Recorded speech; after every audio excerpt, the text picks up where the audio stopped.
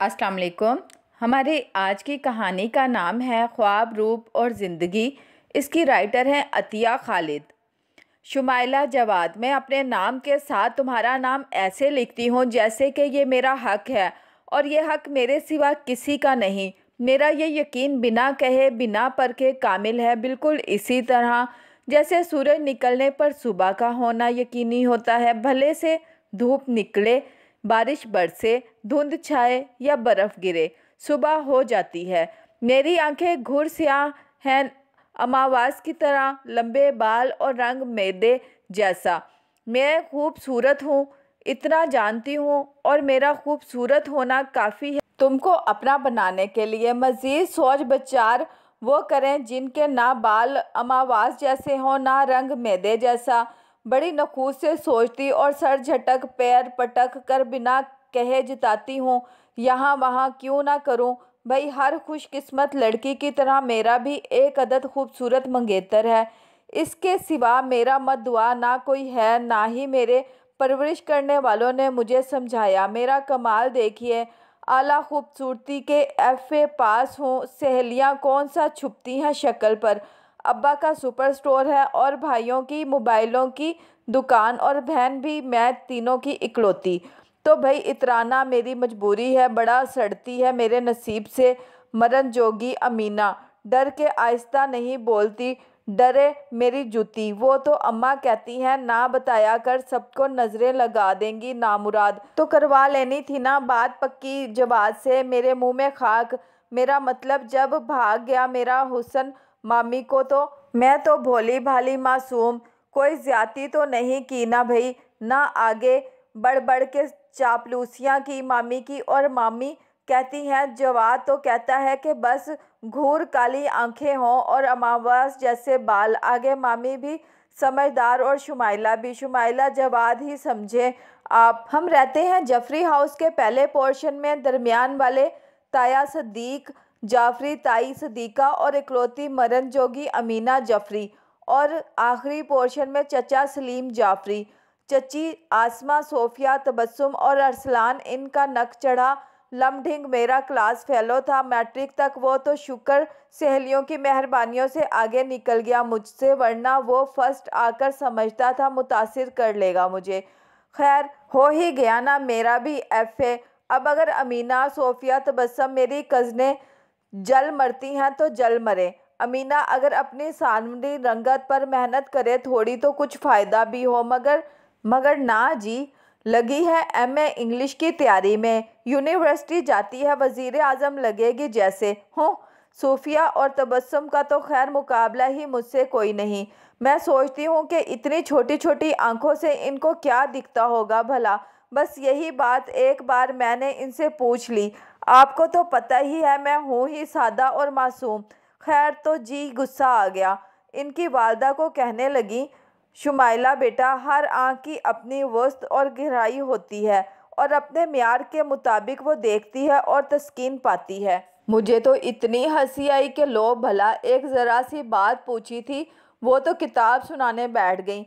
पता है भाई, ख़ानदान की पहली एमए है, अब बेटियां भी पढ़ाई में तमगे ले रही हैं, जहालत तो इन पर ख़त्म ही है भाई। अम्मा तो मामी की आंखों में पसंदीदगी देखकर मुझे एफ़ए के बाद कॉलेज ही ना जाने दिया। वैसे मुझसे भी नहीं पढ़ी जाती ये बोर किताबें। अम्मा ने समझाया था कि कम सूरत हो या गरीब गुरबा, मजबूरी में पढ़ाते हैं लड़कियों को कि कल कलां को कोई रिश्ता जोड़ जाए। हमें क्या ज़रूरत है ये मुसीबत पालने की। चलो फिर थोड़ा बहुत तक तो ठीक है, लेकिन ये क्या कि पढ़ पढ़ के बूढ़े ही हो जाएं, आंखें बाहर निकल आए, रंग रूप जल जाए। शुक्र है कि एफ़ए का रिज़ल्ट आया तो कल फिर बुलाया था मैंने मामी को और जवाद को चाय पर। उफ, आते ही पूछने लगे, क्या करती हो आजकल। मैं तो शर्मा गई। इनके सोचने से ज़्यादा अहम और ज़रूरी काम क्या होगा मुझे भला। फिर कहने लगे कि आगे एडमिशन ले लो। अभी जवाब भी ना सूझा था कि अमीना बेगम डोंगा पकड़े तशरीफ़ ले आई कि हलीम बनाई थी, सोचा चाची को दे आऊं। सब समझती हूँ मैं तुम्हारे बहाने, ज़रूर गाड़ी देख ली होगी जवाद की बाहर।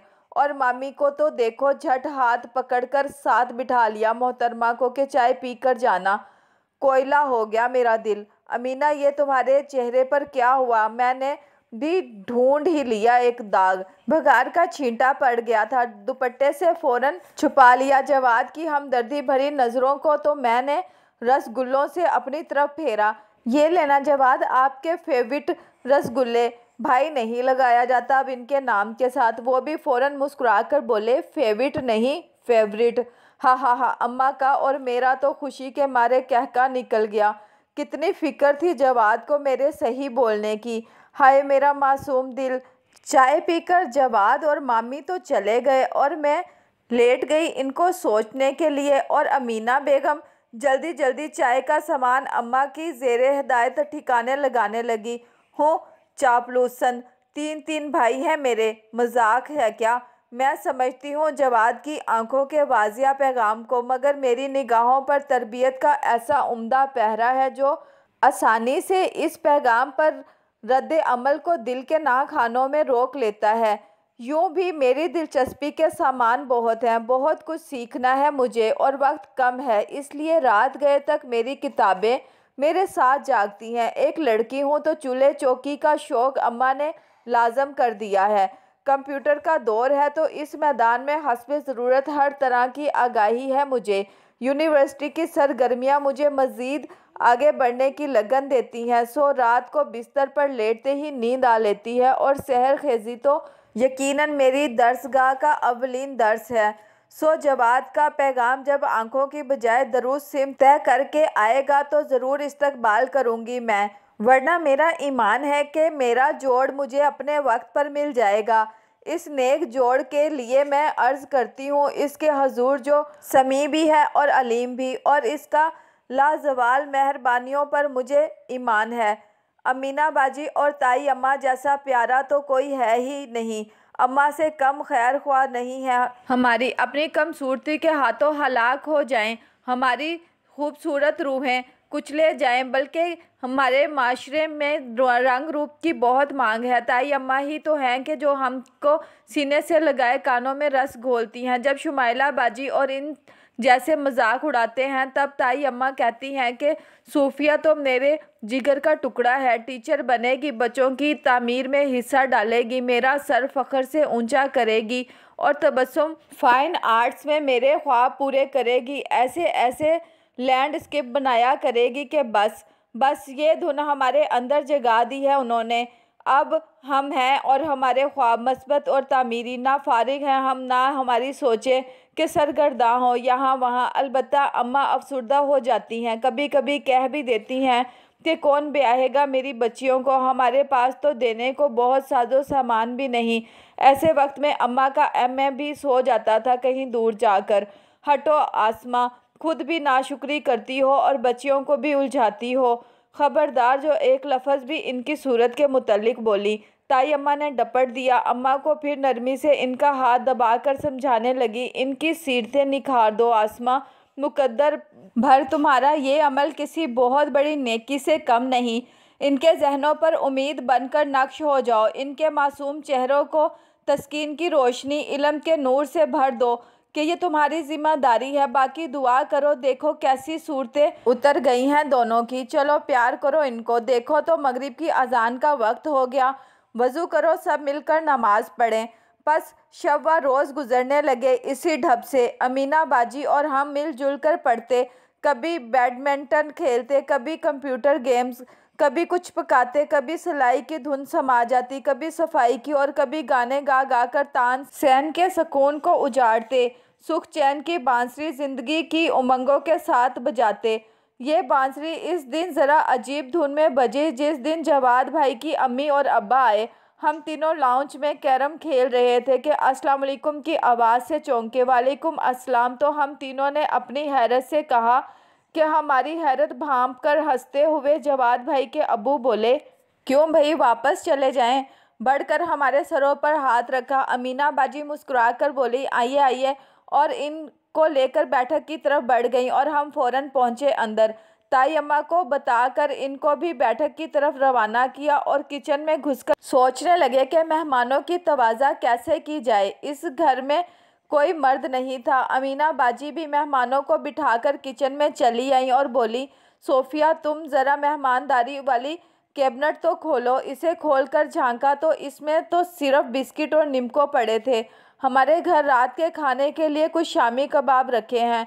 मैं अमीना बाजी का जवाब सुने बगैर अपने पोर्शन की तरफ भागी और अम्मा को सारी बात बताकर इनको इनकी हैरानी के साथ छोड़ा और शामी कबाब का डब्बा उठाकर वापस दौड़ लगाई तो अमीना बाजी को पकौड़ों के लिए आलू प्याज काटते पाया, जबकि तबस्सुम कढ़ाई में तेल डाल रही थी। पकौड़े और कबाब तलने और चाय बनने तक हम तीनों अपनी अपनी जगह एक ही बात सोच रहे थे। अमीना बाजी और जवाद भाई। जैसे ही अमीना बाजी ट्रे लेकर अंदर गई, हम दोनों ने एक दूसरे की तरफ मैनी खेज निगाहों से देखा। भाई आपा, जब जवाद ने खुद अमीना का नाम लिया तो बस हम आओ आओ बेटा। अमीना बाजी पर नज़र पड़ते ही अंकल ने बात का रुख मोड़ दिया। बेटा कैसे पेपर्स हुए तुम्हारे? जी अल्हम्दुलिल्लाह, उम्मीद है कि पास हो जाऊंगी। हमारा बेटा सिर्फ पास तो नहीं होता, पोजीशन लेता है। अंकल मुस्कुराने लगे। अमीना बाजी ने मेज़बानी के फ़राइज़ सर अंजाम दिया और गुफ्तगू का मौजू भांपती हुई हमारे पास बाहर चली आईं। इनको तवा लेने की आदत थी ना ज़रूरत। रात अम्मा ने बाबा को अंकल और आंटी के आने के बारे में बताया कि अमीना के लिए जवाद का पैगाम लेकर आए थे। जवाद के लिए? बाबा हैरत से बोले। इसका रिश्ता तो जी हाँ, मैंने भी इनसे यही बात कही। अम्मा कहने लगीं कि जवाद का रिश्ता तो शुमाइला से तय है। तो दोनों हैरत से मेरा मुंह देखने लगे। कहने लगे अब को कोई बड़ी गलतफहमी हुई है। हम तो अमीना बेटी के इम्तिहान ख़त्म होने का इंतज़ार कर रहे थे और ये कि हमारा तो शुरू से ही ये इरादा था। और जवाद से पूछा तो इसने भी अमीना का ही नाम लिया। अम्मा का अंदाज़ और लहजा बड़ा मतवाज़न और फितरी था। शुमाइला की बात पर तो वो तशवीश का इजहार कर रहे थे कि हमने तो कभी शुमाइला के लिए प्याम ही नहीं दिया। कज्जा बात पक्की करना। बाबा ने बड़े तहम्मुल से बात सुनी और कहा कि बहरहाल शुमाइला भी हमारी बेटी है। मैं अपने तौर पर शफीक से पूछता हूँ। अगले रोज़ अम्मा ने आसमा चची को सारी बात बता दी और परेशानी का इजहार भी किया। खैर से पहला रिश्ता था, वो भी इतनी अच्छी जगह से। अम्मा मजबूत अकीदे की मालिक थी, इसलिए आसमा चची को भी दुआ की गर्ज से ही बताया और परेशानी का इजहार किया। 2-4 रोज़ में ही अब्बा ने शफीक चचा से पूछ लिया कि शुमाइला के लिए जवाद का पैगाम किस ज़रिए से आया था। चचा ने बताया कि इनको तो बस सारा चची ने बताया था कि जवाद की वालदा का शुमाइला के लिए पैगाम है। इसके अलावा उन्होंने कोई पूछगछ नहीं की, क्योंकि सारा के भाई भाभी ही की तो बात थी। अल्लाह, ये क्या हो रहा है? कौन चीख रहा है? मैं यूनिवर्सिटी से ज़रा आकर लेटी थी, दरवाज़ा खोलने ही लगी थी कि शुमाइला और सारा चची की आवाज़ पहचान ली और सद शुक्र के बाहर नहीं निकली, क्योंकि इनके अज़ाइम बड़े जारहाना थे और ज़ुबान उफ़ कि कैसे इनकी मासूम बेटी के हक़ पर डाका डाला और यूनिवर्सिटी में ही जवाद को फांस लिया, और वो इल्ज़ामात के खुदा की पनाह। मुझे अम्मा के ख्याल से सख्त कफ़त हुई और इसकी फ़िक्र भी। झिर्री सी बनाकर झांका तो देखा अम्मा खामोश तख्त पर बैठी थी और दोनों माँ बेटी खुद ही चिल्ला चिल्ला कर दीवानी हुई जा रही थी और गालिबन मुझे ना पाकर वापस जा रही थी। इनके चले जाने का इत्मीनान करके मैं कमरे से निकली और अम्मा से लिपट गई। अम्मा, प्यारी अम्मा, मुझे किसी जवाद से शादी नहीं करनी। मैं रो पड़ी थी। अम्मा मुझे लिपटाकर प्यार करते हुए बोली, मेरी बेटी ज़रा बराबर भी फिक्र ना करे। रात ही अम्मा ने बाबा से बात करके तरीके से जवाद के घर इनकार करवा दिया कि शुमाइला भी हमारी ही बेटी है। बेशक किसी गलत फहमी की बिना पर वो इस मुकालते में मुब्तला रही, हम इसकी दिल आज़ारी करके अपनी बच्ची की खुशी नहीं कर सकते। अम्मा बाबा के इस फैसले से मैं मुतमईन थी, मगर एक उदासी सी दरो दीवार पर उतर आई थी। दिन खामोश और रातें उदास, कुछ खोने का एहसास सा था। ऐसे उदास मौसम में रमज़ानुल मुबारक शुरू हो गया। मैं अपने दिल की तमाम तर बेकली खुदा ताला के हजूर पेश करने लगी। अम्मा तो शुगर की ज़्यादती की वजह से रोज़े नहीं रख सकती थी, मगर बाकी सबको ये तौफीक मिल रही थी। हमेशा की तरह सहरी चची और तबस्सुम तैयार करती, हल्के रोगन के पराठे, दही और सालन, और अफ्तार के लिए मैं और सोफिया तैयारी कर लेते। हमारे घरों में सादा खाने का रवाज था और रमज़ान में यह सादगी मज़ीद बढ़ जाती। फ्रूट चाट, दही बल्ले, सिकंजमीन और खजूर और बस अफ्तारी की मेज़ सज जाती। रात के खाने में सालन, चपातियाँ और खुशक चावल। मैं सालन बना लेती कि सुबह सहरी में भी काम आ जाता था। दोनों घर मिलकर ये काम कर लेते तो इबादत का मौका मिल जाता था। अम्मा ने घर में 2 डब्बे बनाए हुए थे। एक डब्बे पर लिखा हुआ था अल्लाह की रज़ा, दूसरे पर कुछ नहीं लिखा था। जब भी किसी को किसी भी ज़रिए से आमदनी होती, वो खामोशी से अम्मा के कमरे में जाता और इन डब्बों में रकम डाल देता। मुझे, अमीना और सोफिया को बचपन में इन डब्बों में डालने के लिए इजाफी जेब खर्च भी मिलता था। आहिस्ता आहिस्ता हम इसके आदी हो गए। हमने इसका मसरूफ़ जान लिया था। अल्लाह की रज़ा वाले डब्बे की रकम दूसरे डब्बे से कई गुना ज़्यादा होती थी। रमज़ान से कबल अम्मा इस रकम से राशन और कपड़े मंगवाती। सादा मगर खूबसूरत पैकिंग में हम पैकेट तैयार करते जो रमज़ान से कबल गरीब रिश्तेदारों और दूसरे गुरबा को दे दिए जाते। दूसरे डब्बे की रकम से हमारे ईद के कपड़े बनते। अम्मा और चाची मिलजुल कर कपड़ों की सिलाई भी रमज़ान से पहले ख़त्म कर लेती थी।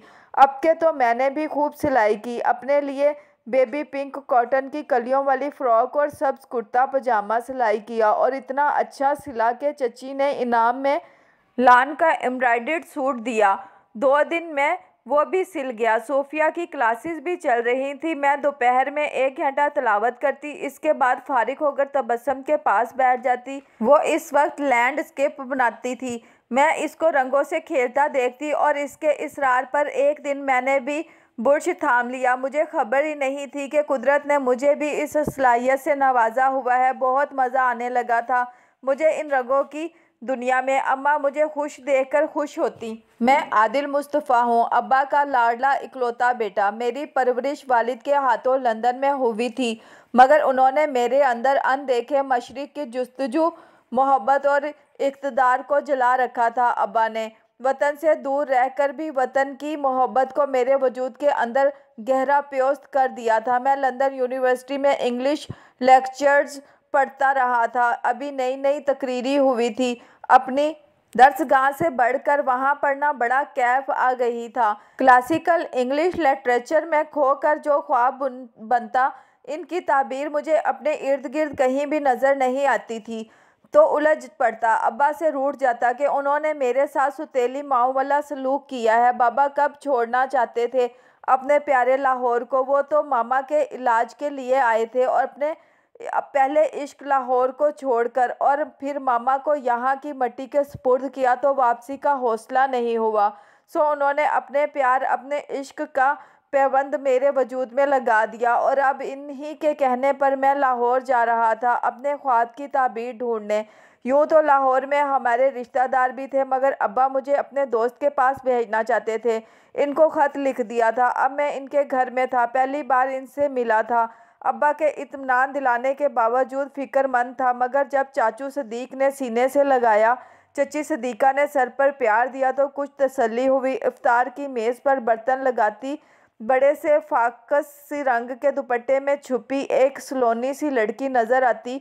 घूर स्याह आंखें, सभी और मलही रोशन चेहरा। मेरे दिल ने तो देखते ही उछल कूद शुरू कर दी। बाबा ने सदीक चाचा और चाची की फैमिली की इतनी तारीफ़ें की थी कि मैं जो पहले थोड़ा बहुत कायल था, अमीना को देखते ही पूरा कायल हो गया। मज़ीद चंद रोज़ और इस फैमिली के साथ रहा तो इनके सादा और साहिश्ता एतवार का गर्विदा हो गया। रमज़ान में इबादत का ऐसा एहतमाम और सहर और अफ्तार की सादगी ने मुझे इस तरह मजबूर किया कि मज़ीद सब्र न रहा और अब्बा को फ़ोन कर दिया कि आकर अमीना का हाथ मांग लें।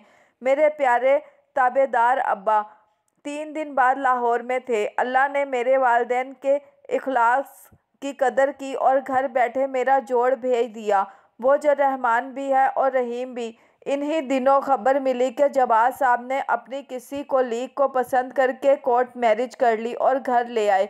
शुमाइला जफरी की बेवकूफ़ी से फ़ायदा उठाकर इतनी दावतें खाने वाली मामी की इतनी क्लास तो बनती थी। कैसी खूबसूरत ईद आई है इस बार, धनक रंगों से सजी। आज मगरिब के बाद मेरा और आदिल का निकाह हुआ है और सुबह शादी की तकरीब। आदिल के कहने पर अम्मा ने मेरे लिए एप्पल ग्रीन पेशवाज बनवाई है। अब दुल्हन बनी बैठी मैं इनका इंतज़ार कर रही हूँ। बाल बाल मोती पिरोए हुए मैंने मुगल शहजादी का रूप धारा है। दिल एक नई लय में धड़क रहा है। फिजा मुअत्तर है। मोतिया और गुलाब के फूलों ने तमाम फर्श को ढांप रखा है। बेले के गजरे बाहर दे रहे हैं। आदिल ने मुस्कुराते हुए मुझे बेहद खूबसूरत अंगूठी पहनाई और बोले, शीले और कैट्स को पढ़कर जो ख्वाब सूरत दिल में बसाई थी वो मुजस्सम तुम हो। घुरसिया आहों चश्म और स्याह लंबे बाल। मुझ पर हर लम्हा रब रहीम का शुक्र वाजिब है। मुझ पर भी, मैंने आहिस्ता से कहा। आदिल का दिल चाहता है कि हर रात मैं बाल खोले रखूं और साड़ियां पहनूं या फिर चूड़ीदार और लंबी कमीज़। वो कहते हैं हम हर साल रमज़ान पाकिस्तान में गुजारेंगे इंशाअल्लाह। रब रहीम की लाजवाल मेहरबानियों पर मैं कुर्बान, जो यकीनन मेरी दिली आरजुओं को मुझसे बढ़कर जानता है और कमाल शफ़क़त से पूरा करने का सामान कर रहा है। मैंने आदिल भाई के मशवरे पर लैंडस्केप बनाकर अपलोड करने शुरू कर दिए और ये काम अब आमदनी देने लगा है।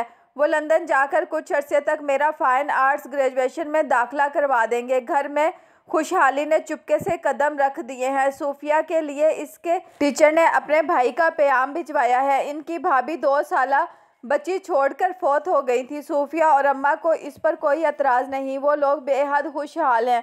उन्हें सूफिया के अलावा कुछ नहीं चाहिए। अम्मा बहुत खुश हैं। खुदा ने इनकी दुआएं सुन ली थी। अरसलान का MBBS होने में 1 साल है, मगर इसने बड़ी चाहत से शुमाइला का हाथ मांगा है।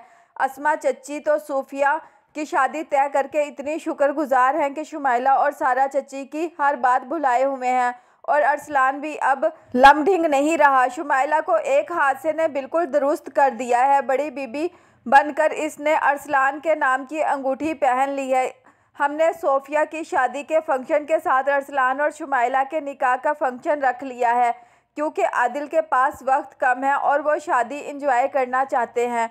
मैं, आदिल, तबस्सुम और आसमा चची खुश दिली से बाज़ारों के चक्कर लगा रहे हैं। अम्मा का सलीका है कि हर काम वक्त में मुकर्ररा पर तैयार है। शुमाइला टी पिंक और सिल्वर कुर्ते पजामे में परी लग रही है और सूफिया लाइट ग्रीन गरारे में सज रही है। अरसलान पर तो दुल्हनों से ज़्यादा रूप आया है।